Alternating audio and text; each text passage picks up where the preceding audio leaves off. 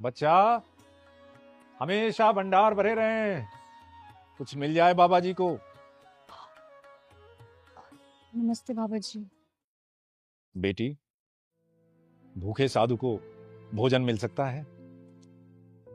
वैसे आपको मना तो नहीं करना चाहिए, पर मैं एक दलित हूँ और एक दलित औरत के हाथ से आप भिक्षा तो नहीं लेंगे ना?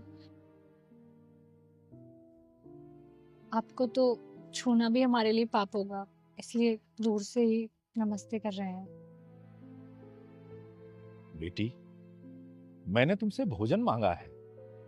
पुराणों में लिखा है कि जो किसी भूखे का पेट भरता है उसकी जाति तो सबसे ऊपर होती है। आपकी बात सही हो सकती है, पर हमारा समाज तो कुछ और ही कहता है ना। कौन से समाज की बात कर रही हो बेटी? हमारे देश की। किस देश की? तुम किस देश की बात कर रही हो?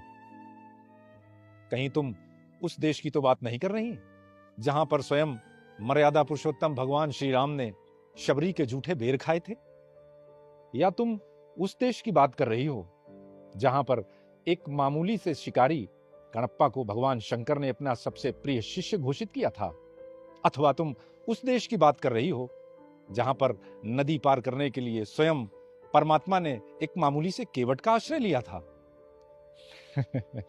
बेटी, जब स्वयं राम जी ने शबरी से उसकी जात नहीं पूछी, केवट की नाव से नदी पार करने में भगवान को कोई हिचकिचाहट नहीं हुई, तो मैं उनका दास, उनका पुजारी भला कौन होता हूं किसी की जात पूछने वाला?